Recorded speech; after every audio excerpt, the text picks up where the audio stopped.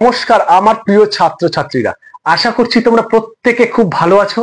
আর আজকের ক্লাসে আমরা কি করব দেখো, 2006 সালের নবোদয় পরীক্ষায় যে প্রশ্নগুলো এসেছিল সেই প্রশ্ন থেকে প্রথম 10টা অঙ্কের প্রশ্ন আজকে আমরা তার সমাধান করব। তোমরা বিগত বছরের প্রশ্নগুলো সমাধান করলে কি লাভ পাবে? দেখো, তোমরা যদি বিগত বছরের প্রশ্নগুলো সমাধান করো তাহলে তোমরা যেমন একদিকে বুঝতে পারবে যে তোমার প্রিপারেশনটা কেমন হয়েছে, তুমি প্রশ্নগুলো দেখা মাত্র তার সমাধান করতে পারছো কিনা, আর একদিকে তুমি বুঝতে পারবে যে বিগত বছরে কি ধরনের প্রশ্ন এসেছিল, আর সেই প্রশ্নগুলো সমাধানের মাধ্যমে তুমি বুঝতে পারবে যে আগামী দিনে কি ধরনের প্রশ্ন আসতে পারে, কোন চ্যাপ্টারগুলো থেকে প্রশ্ন আসছে, কোন চ্যাপ্টারগুলো তোমাকে বেশি করে করতে হবে, কোন চ্যাপ্টারগুলো তোমার এখনো করা হয়নি, তুমি দেখে অঙ্কগুলো করতে পারছো না বা বুঝতে পারছো না। এই আইডিয়াগুলো কিন্তু তোমার মধ্যে হবে। তাই আমি প্রত্যেক স্টুডেন্ট বা প্রত্যেক ছাত্রছাত্রীকে বলবো, তোমরা যারা আগামী দিনে জওহর নবোদয় বিদ্যালয়ের প্রবেশিকা পরীক্ষা দেবে, অবশ্যই কিন্তু তোমরা বিগত বছরের প্রশ্নপত্রগুলো সমাধান করে তবেই কিন্তু পরীক্ষা দিতে যাবে। তাহলে চলো, আজকের ক্লাসে আমরা যেটা করব, 2006 সালের অঙ্ক থেকে যে 20টা প্রশ্ন এসেছিল তার প্রথম 10টা প্রশ্ন কি সেটা। তাহলে চলো শুরু করি। 2006 সালের দেখো প্রথম যে প্রশ্নটা এসেছিল সেটা কি, দেখো সেটা হচ্ছে কি বলেছে, সংখ্যাটি 46,890 এ 4 এর স্থানীয় মান ও পরম মানের পার্থক্য কত। দেখো কত সহজ প্রশ্ন এসেছে না, তোমরা দেখেই বলে দিতে পারছো যে প্রশ্নটা এত সহজ, আমি তো এটা জাস্ট কয়েক সেকেন্ডে করে দিতে পারবো। এই যে তোমার মধ্যে কনফিডেন্স, এই কনফিডেন্সটা তুমি পাবে যদি বিগত বছরের প্রশ্নগুলোর সমাধান তুমি করো। তুমি বুঝতে পারছো যে আমি তো এটা করেছি আর এই ধরনের প্রশ্ন পরীক্ষায় আসছে, তার মানে নিশ্চয়ই আগামী দিনে এই ধরনের পরীক্ষা আসতে পারে। এই যে কনফিডেন্সটা, এই যে তোমার আইডিয়াটা, এটা কিন্তু তোমার হবে যদি তুমি বিগত বছরের প্রশ্নপত্রগুলি দেখো। তাহলে কি বলেছে এখানে, এখানে বলেছে যে 46,890 এই সংখ্যাটাতে 4 স্থানীয় মান কত। আমরা তো প্রত্যেকে জানি যে কোনো সংখ্যার কিন্তু স্থানীয় মান হয় না। স্থানীয় মান কার হয়? একটা সংখ্যার মধ্যে যে অঙ্কগুলো থাকে তাদের স্থানীয় মান হয়। তাহলে এখানে সংখ্যাটা কি আছে, 46,890, এই সংখ্যাটার মধ্যে 09864 এগুলো হচ্ছে অঙ্ক, আর এই অঙ্কগুলোর মধ্যে কার স্থানীয় মান বের করতে বলেছে? 4 এর স্থানীয় মান বের করতে বলেছে। এবং কি বলেছে? পরম মান বের করতে বলেছে। পরম মানটা কি? পরম মানটা কিছুই নয়, পরম মান মানেই হচ্ছে তার প্রকৃত মান। কি মান? প্রকৃত। পরম মান মানেও যা, প্রকৃত মান মানেও তাই। তাহলে কি করবে? 4 এর স্থানীয় মান এবং প্রকৃত মান এই দুটোকে বের করবে। বের করার পর কি বলেছে? পার্থক্য করতে বলেছে। পার্থক্য মানে কি? পার্থক্য মানে কিন্তু আবার বিয়োগফল। পার্থক্য মানে বিয়োগফল। আবার অন্তরফল মানেও কিন্তু বিয়োগফল। অন্তরফল এটা মানেও কিন্তু বিয়োগফল। অনেক সময় অন্তরফলে লেখা থাকে। তাহলে আমি প্রথমে কি করব? সংখ্যাটা সুন্দর করে লিখে নিই, 46890। আমরা পরীক্ষা হলে লিখবো না, আমরা এখানে করছি প্র্যাকটিস, তাই লিখছি। দেখো 4, আমরা কি করে স্থানীয় মান বের করি? যার স্থানীয় মান বের করতে হয় তাকে প্রথমে লিখে নিই। তাহলে আমি কার স্থানীয় মান বের করছি? 4 এর। তাহলে 4টাকে প্রথমে সুন্দর করে লিখে নিলাম, 4। এবার কি করতে হয়? দেখতে হয় যার স্থানীয় মান বের করছো সেই অঙ্কটার পরে আর কতগুলো অঙ্ক আছে। দেখো কতগুলো অঙ্ক আছে এই অঙ্কটার পরে, আমরা দেখতে পাচ্ছি সুন্দর করে 1টা 2টা 3টা 4টা অঙ্ক আছে। তাহলে সুন্দর করে তুমি 4টা কি বসিয়ে দেবে? 4টা জিরো বসিয়ে দেবে। তো দাও, বসিয়ে দাও, 1টা 2টা 3টা 4টা জিরো বসিয়ে দিলাম। হয়ে গেল তোমার 4 এর স্থানীয় মান। এবার কি করবে? ওই একই অঙ্ক মানে 4-এরই তোমার আবার পরম মান মানে প্রকৃত মান বের করতে হবে। দেখো প্রকৃত মান কি করে বের করতে হয়? যে অঙ্কের প্রকৃত মান বের করতে দেবে সে তো নিজেই তার প্রকৃত মান। তাহলে এটা কি হবে প্রকৃত মানটা? দেখো, তাহলে এর প্রকৃত মানটা হয়ে গেল তোমার কিন্তু 4। তাহলে 4টাকে আমি একবার এখানে বসিয়ে দিচ্ছি 4, কারণ পার্থক্য মানে বিয়োগ করতে হবে। তাহলে এবার তুমি বিয়োগ করো। বিয়োগ করলে দেখো কি হচ্ছে, এইভাবে বিয়োগ করে 10 থেকে 4 গেল 6, 10 থেকে 1 9, 9 9, এখানে হয়ে গেল তোমার 3। তাহলে আমার অ্যান্সারটা হয়ে গেল 39,996। তাহলে দেখো এবার এই উত্তরটা অপশনে কোথায় আছে? আমি দেখতে পাচ্ছি এ নাম্বারে নেই, বি নাম্বারে নেই, সি নাম্বার 39,996, ডি নাম্বারে 39,960। তাহলে তো 60 তো আর হবে না, 96। তাহলে সঠিক উত্তর হয়ে গেল অপশন নাম্বার সি। আশা করছি তোমরা বুঝতে পেরেছো এবং এটাও বুঝতে পারছো যে কি ধরনের অঙ্ক পরীক্ষায় আসে। তাহলে চলো পরের কোশ্চেনটা কি দেখি। দেখো পরের কোশ্চেনটা খুবই ইন্টারেস্টিং একটা কোশ্চেন। এটা মনে করো তুমি নিজের একটা শপ মানে দোকান আছে এইভাবে ভাববে। তুমি অঙ্ক করছো, সূত্র মুখস্থ আছে কিনা সেটা ভাববে না। তুমি ভাববে তোমার একটা দোকান আছে, সেই দোকানের জন্য তুমি কি করছো, চেয়ার কিনতে গেছো। তোমার মনে করো কিসের দোকান, ফার্নিচারের দোকান। সেই ফার্নিচারের দোকানে তোমার চেয়ার লাগবে, চেয়ার শেষ হয়ে গেছে। তো তুমি মার্কেটে গেলে চেয়ার, হোলসেল মার্কেটে গেলে চেয়ার আনতে, তার সঙ্গে সঙ্গে টেবিলও কিনবে। তুমি এমন ভাবে টেবিল চেয়ার গুলো পছন্দ করলে, দেখলে যে 2টা টেবিল কিনবো আর 7টা চেয়ার কিনবো। এবার যখন তুমি দোকানদারকে জিজ্ঞেস করছো যে 7টি চেয়ারের দাম আর 2টি টেবিলের দাম এখানে সমান বলছে, মানে কি বলছে, বলছে তুমি 2টা টেবিল নিলে যে টাকা দিতে হবে 7টা চেয়ারের দাম নিলে তোমাকে সেই টাকা দিতে হবে। তাই বলেছে 7টি চেয়ারের দাম 2টি টেবিলের দামের সমান। 7টা কি বলেছে, চেয়ারের দাম।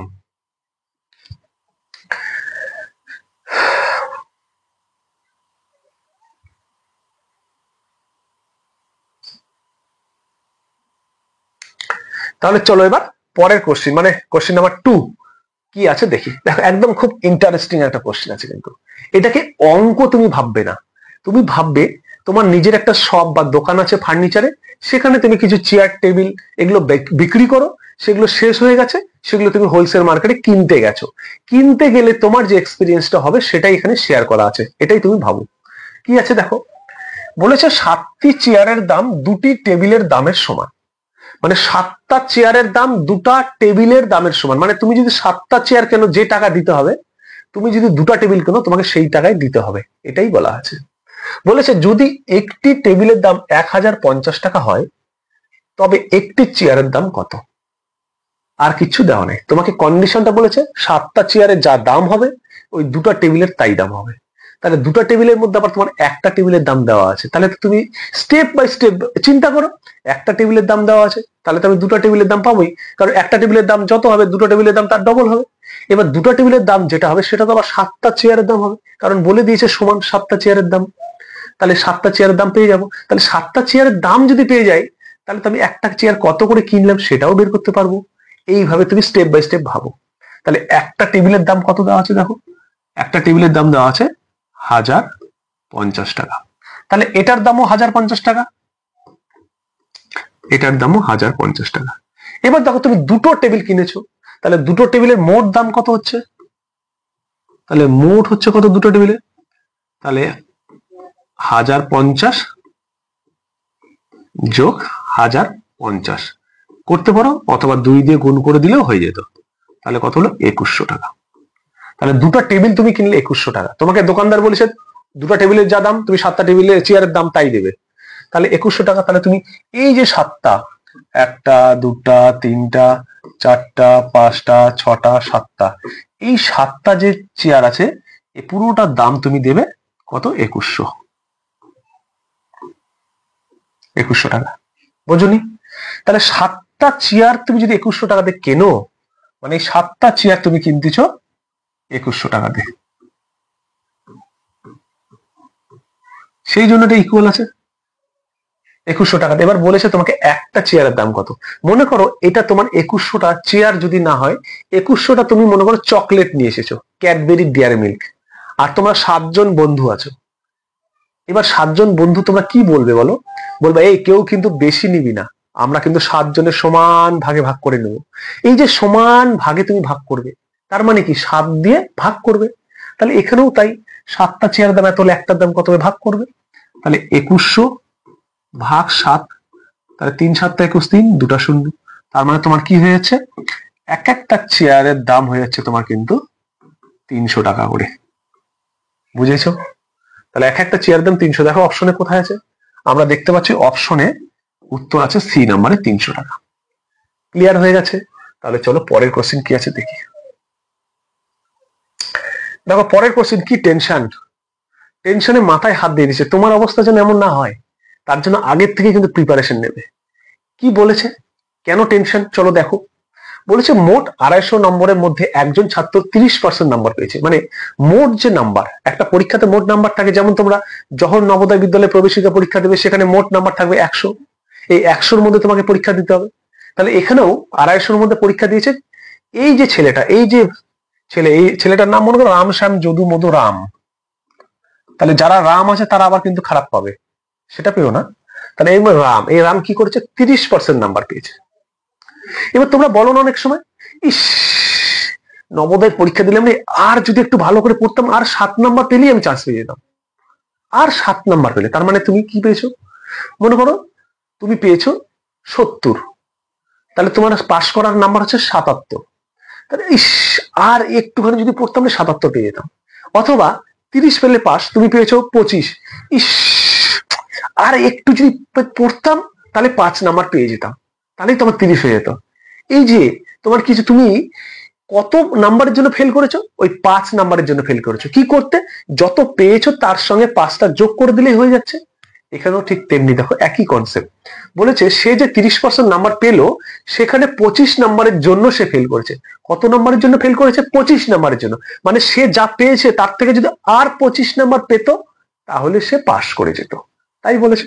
তাহলে প্রথমে আমাকে কি বলছে, 30% নম্বর পেয়েছে। পার্সেন্ট মানে কি তোমাকে বলা হয়েছে, পার্সেন্ট মানে 100-তে 30 পেয়েছে, মানে 30 থাকবে উপরে, 100 থাকবে সবসময় হরে। তার মানে 30 থাকবে লবে, 100 থাকবে হরে, এটাই 100-র মধ্যে 30 পেয়েছো। তার টোটাল কত নম্বর, মোট কত নম্বরে হয়েছে 250, তাহলে 250-র মধ্যে কত পেয়েছো, সুন্দর করে করো, একদম কনসেপ্ট বুঝে বুঝে। শূন্য কাটো, শূন্য কাটো, শূন্য কাটো, শূন্য কাটো, কত হলো, 3 আর 25 গুণ করে দাও, 3 25 75, তাহলে তুমি 75 নম্বর পেয়েছো। ও স্যার, আমি স্যার 75 নম্বর পেয়েছি স্যার, আর যদি 25 নম্বর পেতাম আমি ফার্স্ট হয়ে যেতাম, এরকমই ব্যাপারটা। তাহলে সে কি করেছে, 25 নম্বরের জন্য ফেল করেছে। তাহলে যা পেয়েছে তার সঙ্গে 25 যোগ করো, তাহলে আমি যদি 25 যোগ করতাম তাহলে কত হতো, 100। তাহলে সে রাম পেয়েছে হচ্ছে 75, আমি দিয়ে দিলাম তাকে 25, তাহলে হয়ে গেল 100। তাহলে পাস মার্ক হচ্ছে এটা।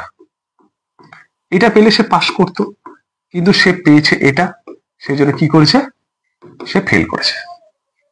তাহলে পাস মার্ক কত, 100। দেখো অপশনে কোথায় আছে, পাস করতে কত নম্বর প্রয়োজন, পাস করতে হলে 100 নম্বরের প্রয়োজন ছিল, কোথায় আছে অপশন, অপশন সি তে আছে সঠিক উত্তর। আশা করছি তোমরা বুঝতে পারছো, ব্যাপারগুলো ক্লিয়ার হচ্ছে। তাহলে চলো নেক্সট কোশ্চেন কি আছে দেখি। দেখো নেক্সট কোশ্চেন বলেছে, নিচের ভগ্নাংশগুলিকে ঊর্ধ্বক্রমে সাজালে সঠিক ক্রমটি, মানে সঠিকটা কোনটা হবে। আমরা যদি ছোট থেকে বড় পর পর সাজাই, তাহলে সেই সাজাতে A number, B number, C number, D number, কোনটা হবে সঠিক। তাহলে আমার দেখো ভগ্নাংশটা কি দেওয়া আছে, ভগ্নাংশ দেওয়া আছে 17/25, 17/13, 17/19, আর 17 দেওয়া আছে 27, এটা দেওয়া আছে। দেখো দেখতে পাচ্ছ ভালো করে যে প্রত্যেকটা লব সমান আছে। তাহলে যদি কোনো ভগ্নাংশের প্রত্যেকটা লব সমান হয়ে যায় তাহলে কি হয় সেটা একটু দেখো। যদি লব সমান হয় তবে হর গুলির মধ্যে যেটা সবচেয়ে বড় সেই ভগ্নাংশটি হবে সবচেয়ে ছোট।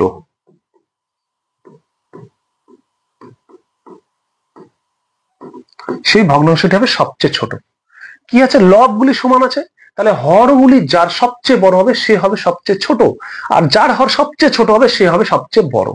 তুমি যদি উল্টাটা দেখতে, যদি লবগুলো সমান না থাকে হরগুলো সমান থাকতো, তাহলে যার লব সবচেয়ে বড় হতো সেই সবচেয়ে বড় হতো, আর যার লব ছোট হতো সেই সব থেকে ছোট হতো। এখানে আমার হরগুলো আছে তাই হরগুলো দেখবো। দেখো হরগুলোর মধ্যে সবচেয়ে বড় হর কে, 27, তাহলে এটা হবে সবচেয়ে ছোট। তাহলে আমাকে ছোট থেকে বলেছে, তাহলে 17/27 ফার্স্ট। তারপরে কি হবে 25, তার মানে এটা 1 নম্বরে আসবে, এটা 2 নম্বরে যাবে। তাহলে 17/25, তার 3 নম্বরে কোনটা, এটা, তাহলে 17/19। তারপরে 4 নম্বরে কোনটা, এটা, মানে সবচেয়ে ছোট 17/19। বাই 13, তাহলে সবচেয়ে ছোট হলো কি এখান থেকে, তারপর এটা, তারপর এটা, তারপর এটা। বুঝে গেছো? তাহলে এই সাজানোটা কোথায় আছে দেখো, এতে দেখতে পাচ্ছি কি, আমরা এতে দেখতে পাচ্ছি যে 17/19 প্রথমে আছে, তাহলে এটা হবে না। বিতে দেখতে পাচ্ছি 27টা আছে, ঠিক আছে, সব থেকে ছোটটা আছে, তুমি পরেরটা আর মিলছে না, তাহলে এটাও হবে না, এটাও হলো না। তারপরে সিতে দেখো 27, 17, 27 আছে, 25 আছে, 19 আছে, 13 আছে, তার মানে এটাতে মিলে গেছে। এটা তো মেলেই নি, এটা ছোট আছে প্রথমে, মানে ছোটটা মানে বড়, সব থেকে বড় আছে, তাহলে সি হলো সঠিক উত্তর। আশা করছি বুঝতে পেরেছো।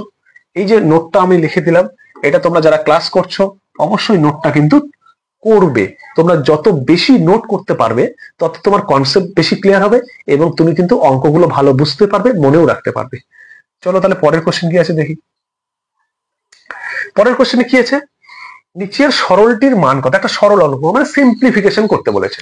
তো সিম্পলিফিকেশন করতে বললে তোমরা কি করবে, একদম সহজ, আমরা সেই প্রথাগত যে আমাদের সূত্র আছে কি, বদমাস, তুমি খুবই বদমাস হয়ে গেছো তাই না, দেখো কি করে বদমাস করো। কি হয় বদমাস, B O D M A S, আমি কি করছি শুধু বাংলা মানেটা লিখে দিচ্ছি। B for bracket, B for bracket মানে বন্ধনী,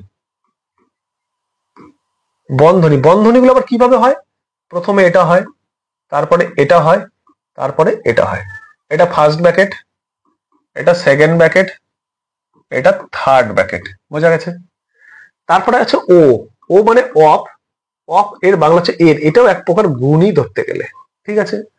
ডি মানে ডিভিশন মানে ভাগ, এম মানে মাল্টিপ্লিকেশন মানে গুণ, এ মানে অ্যাডিশন মানে যোগ, এস মানে সাবট্রাকশন মানে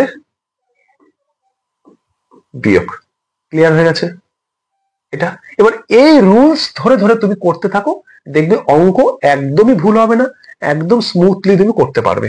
কি আছে আমি দেখি, 98 মাইনাস এটা third bracket 65 plus second bracket minus 12 plus 5। আমরা কোন ব্র্যাকেটে কাজ করব আগে, দেখো প্রথম ব্র্যাকেট, তাহলে প্রথম ব্র্যাকেট কি হবে করো, 98 মাইনাস 65 প্লাস 32, তাহলে প্রথম ব্র্যাকেট এটা, তাহলে 12 আর 5 17, তাহলে মাইনাস 17, ফার্স্ট ব্র্যাকেট শেষ। এবার আসবে আমার কি সেকেন্ড ব্র্যাকেট, 98 মাইনাস 65 প্লাস, এবার সেকেন্ড ব্র্যাকেটে কাজ করব, 32 থেকে 17 বাদ দেবো, তাহলে কত হয় 15 হয়ে গেল।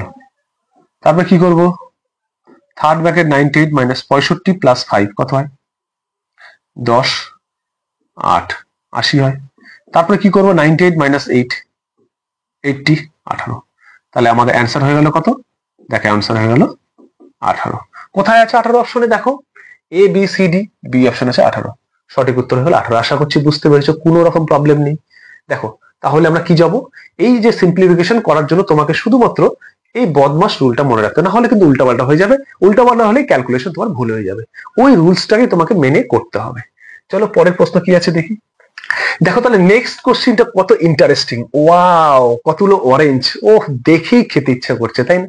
কিন্তু প্রশ্নটা পড়ো আগে কি বলেছে, একজন ব্যক্তি প্রতি ডজন, একজন ব্যক্তি প্রতি ডজন 21 টাকা দরে 60টি কমলা কেনে, প্রতি ডজন 21 টাকা দরে 60টি কমলা কেনে, মানে মনে করো আমি কমলার দোকান করি, তোমাদেরকে যদি বলি তোমরা বলবে আমরা আবার কমলার দোকান করবো নাকি, আমি কমলা দোকান করি, তাহলে আমাকে কমলা কিনতে কোথায় যেতে হবে, মার্কেটে যেতে হবে না, হোলসেল মার্কেটে। তো সেখানে গিয়ে আমি দেখলাম, বা সেখানে গিয়ে আমি কি করলাম, যে কমলাগুলো কিনলাম কিভাবে, প্রতি ডজন 21 টাকা দরে, প্রতি ডজন, তার মানে তোমাকে জানতে হবে প্রতি ডজন মানে কি, একটু ছোট্ট করে জেনে নাও। প্রতি ডজন মানে এক ডজন, এক ডজন মানে হচ্ছে 12টা, দেখো 12টা কমলা আছে, একটা, দুটা, তিনটা, চারটা, পাঁচটা, ছটা, সাতটা, আটটা, নটা, 10টা, 11টা, 12টা, এইরকম 12টা কমলা রেখেছে, রেখে এইভাবে নিচে লিখেছে এক ডজন সমান 12টা, আর এই 12টার দাম হচ্ছে তোমার 21 টাকা, ঠিক আছে। তার মানে কি দেখো, এক ডজন, এক ডজনের দাম হচ্ছে 21 টাকা। 1 ডজন মানে কি আবার 12টা। আমি কিনেছি কটা? 60টা। তাহলে 1 ডজন যদি 12টা হয় তাহলে 60টাতে কয়টা হবে? 1 ডজন মানে 12টা, তাহলে 60টাতে কত হবে? 5 12 60, 5 ডজন। তার মানে আমি কিনলাম কয় ডজন?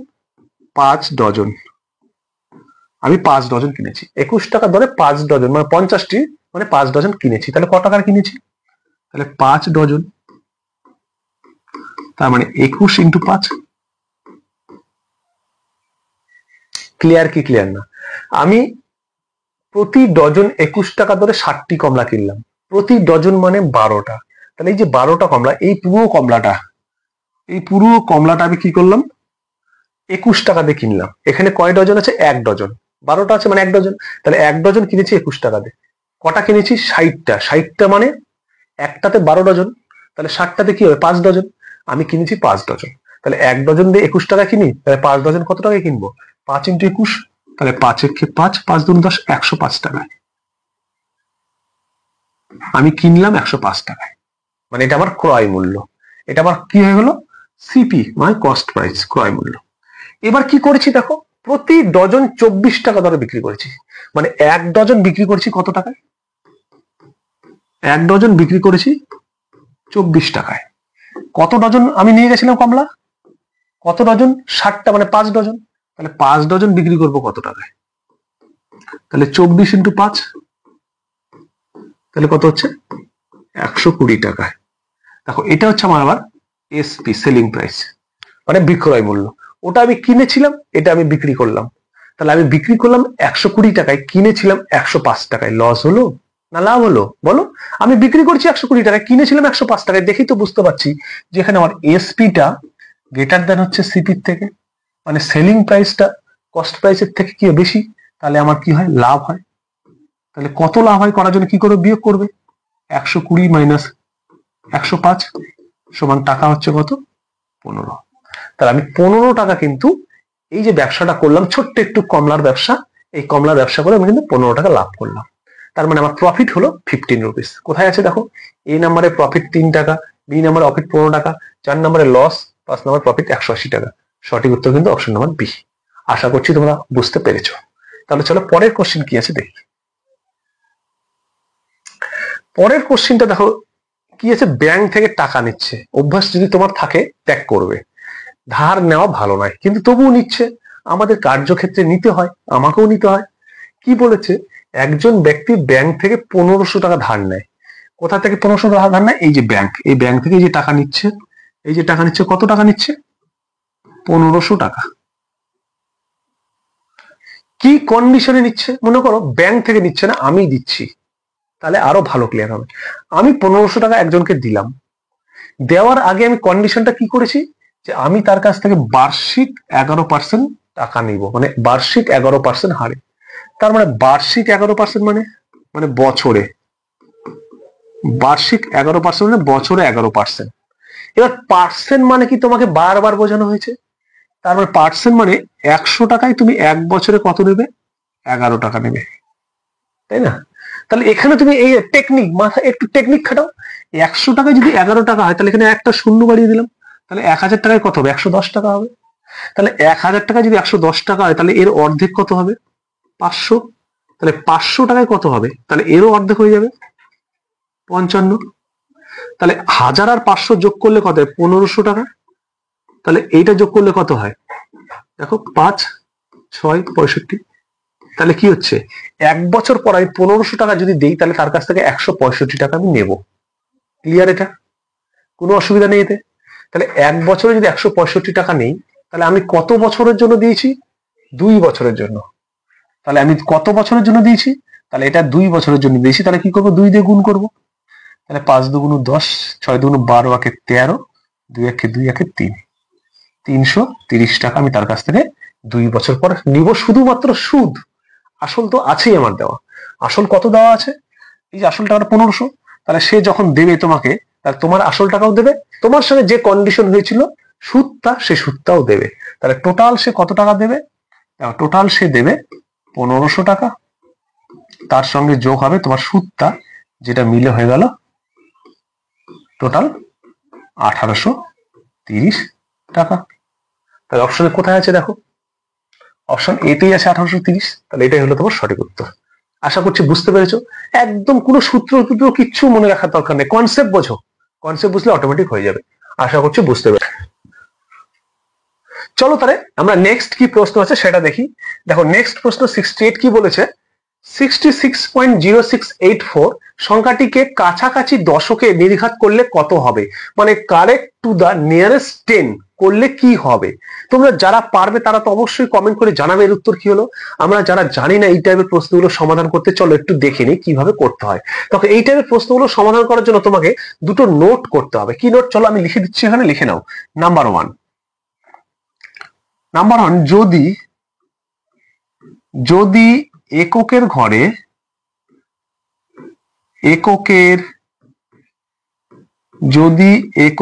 ঘরে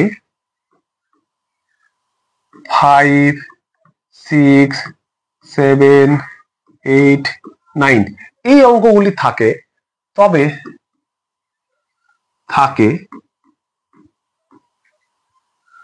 তবে দশকের ঘরে যে অঙ্ক থাকবে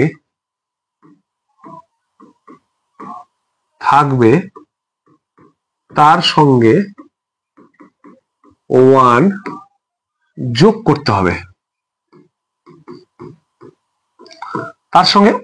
করতে হবে, এবং এককের ঘরে 0 মানে 0 বসাতে হবে। এটা হলো ফার্স্ট কন্ডিশন। 2 নম্বর কন্ডিশন কি আছে, যদি এককের ঘরে কি থাকে 0, 1, 2, 3, 4 থাকে তবে দশকের ঘর অপরিবর্তিত থাকবে, মানে কোনো চেঞ্জ হবে না। তাহলে দশকের ঘরটা যদি 0 থেকে 4 পর্যন্ত এদের যে কেউ থাকে, আর এককের ঘর কি হবে, 0 হবে।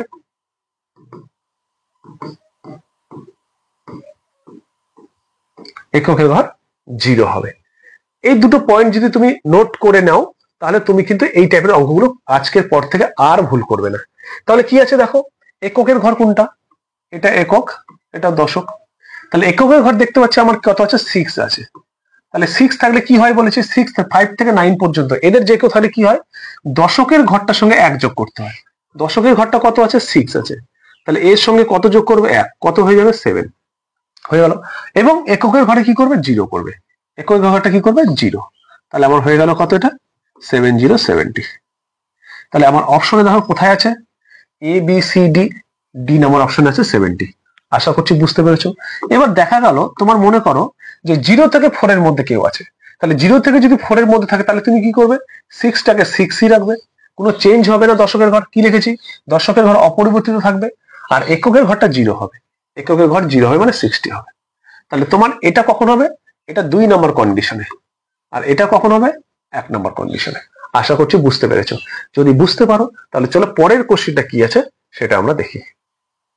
তারপর পরের কোশ্চেনে কি বলেছে, একটি বর্গাকার উঠোনের পরিসীমা 200 মিটার হলে এর ক্ষেত্রফল কত। তাহলে বর্গাকার উঠোন, তুমি যদি এটাকে একটা বর্গাকার উঠোন ধরো, তাহলে এই বর্গাকার উঠোনটার তোমার পরিসীমা দেওয়া আছে। তার মানে কি দেওয়া আছে তোমার প্রশ্নে দেওয়া আছে বর্গাকার উঠানের পরিসীমা কত, 200 মিটার। এটা দেওয়া আছে তোমার বর্গাকার উঠোনের পরিসীমা। এবার পরিসীমা মানে কি সেটা তোমাকে জানতে হবে। পরিসীমা মানে হচ্ছে এই বর্গাকার চিত্রটা যে আছে, উঠানটা আছে, মানে এই বর্গক্ষেত্রের চারিদিকে একবার ঘুরতে হবে, এইভাবে চারিদিকে একবার যেতে হবে। দেখো চারিদিকে একবার ঘুরে আসা মানে এই বর্গক্ষেত্রের বাহুগুলোকে অতিক্রম করা। তাহলে এই একটা বাহু, এই একটা বাহু, এই একটা বাহু, এই একটা বাহু, মানে 4টা বাহুকে অতিক্রম করে আসতে হবে। তাহলে 4টা বাহুকে অতিক্রম করা মানে কি, 4টা বাহুকে যদি আমি এইভাবে লিখি দেই, একটা বাহু, এই একটা বাহু, এই একটা বাহু, এই একটা বাহু, এই যে চারটা বাহু আমি কেটে দিলাম, কেটে দিয়ে লম্বা লম্বি করে দিলাম। আমি একটা দড়ি দিয়ে বানালাম, বানিয়ে একটা বর্গাকার উঠোনের মতো করলাম, করে তার চারিদিকে ঘুরিয়ে আসবো, মানে সেটাই পরিসীমা। এই যে এখান থেকে শুরু করে এইভাবে এইভাবে এইভাবে এইভাবে এই যেখানে আসলাম, এই যে চারিদিকে এক পাক দিলাম, এক পাক দিলাম, এটাই পরিসীমা। তাহলে বর্গক্ষেত্রে একটা বাহুর দৈর্ঘ্য কি হবে? বর্গক্ষেত্রের বাহুর দৈর্ঘ্য 200/4 মানে 50, মানে 50 মিটার হচ্ছে এটা। এবার বর্গক্ষেত্রে বাহুর দৈর্ঘ্য তুমি পেয়ে গেলে, এবার কি বলছে? ক্ষেত্রফল। তাহলে আমরা কি জানি? ক্ষেত্রফল বের করার সূত্র জানি না? কি হয়? বাহু ইন্টু বাহু, মানে 50 ইন্টু 50 কি হবে? Metre square.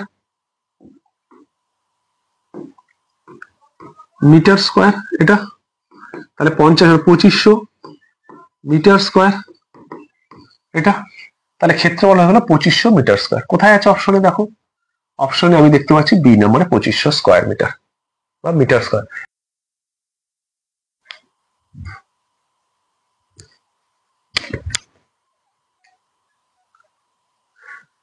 দেখো তাহলে চলো নেক্সট কি প্রশ্নটা আছে সেটা দেখি। নেক্সট প্রশ্ন কি আছে দেখো, একটি বর্গাকার উঠোনের পরিসীমা 200 মিটার, তাহলে তার ক্ষেত্রফল কত? বর্গাকার, মনে করো এটা একটা বর্গাকার উঠোন, এই উঠোনটার কি দেওয়া আছে? পরিসীমা। পরিসীমা মানে হচ্ছে এই বর্গাকার উঠানটা চারিদিকে একবার ঘুরে আসলে যেটা হয় সেটা। এই বর্গাকার এই চারিদিকে যদি আমি একবার ঘুরে আসি, তাহলে যেটা হবে সেটা তার পরিসীমা।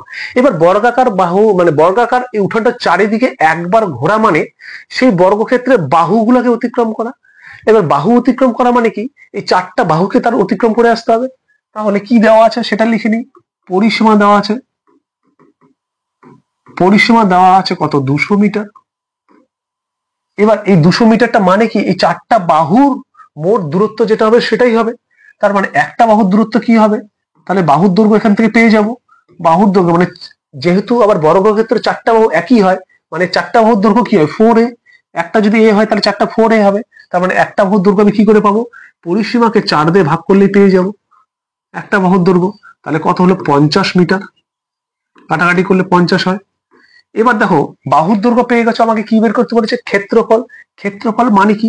একটা ক্লোজড এরিয়া, এই যে ভেতরের যে এরিয়াটা, ভেতরের যে জায়গাটা, এই জায়গাটা হচ্ছে তোমার ক্ষেত্রফল। ভেতরের ক্লোজড, যে কোনো ক্লোজড এরিয়ার ভেতরটা, এই যে ভেতরটা, এটা হচ্ছে তার ক্ষেত্রফল। তাহলে ক্ষেত্রফলের ফর্মুলা কি? আমরা জানি ক্ষেত্রফলের ফর্মুলা হচ্ছে বর্গক্ষেত্রের বাহু ইন্টু বাহু। তাহলে কত বেরোলো? 50 ইন্টু 50, তাহলে কত হয়ে গেল? এটা আবার কি হয়ে যায়? Metre square. মিটার স্কোয়ার, তার মানে 2500 বর্গ মিটার বা মিটার স্কোয়ারও বলা হয়। তাহলে অপশনে কোথায় আছে দেখো? অপশনে আমি দেখতে পাচ্ছি বি নম্বরে আছে সঠিক উত্তর। তাহলে এটা যদি বুঝে গেছে, তাহলে নেক্সট কি আছে দেখো। নেক্সট প্রশ্ন বলেছে কি? বলেছে একটা জাস্ট সিম্পলিফিকেশন, কি একটা গুণ অঙ্ক দিয়েছে। 50 ইন্টু 5 ইন্টু 0.0550। দেখো তোমরা যারা এতক্ষণ পর্যন্ত ক্লাসটা করেছো, যদি ক্লাসটা ভালো লেগেছে তোমাদের, তাহলে এটা প্রত্যেকে তোমার হোমওয়ার্ক থাকলো, তোমরা বাড়িতে করবে, করে কিন্তু এর উত্তর কমেন্টে জানাবে। যদি ক্লাসটা ভালো লাগছে, তোমাদের উপকারে লাগলো, তাহলে অবশ্যই ভিডিওতে একটা লাইক করবে, নতুন হলে চ্যানেলটিকে সাবস্ক্রাইব করে নেবে। সবাইকে ধন্যবাদ। সুস্থ থাকবে, ভালো থাকবে, মন দিয়ে পড়াশোনা করবে।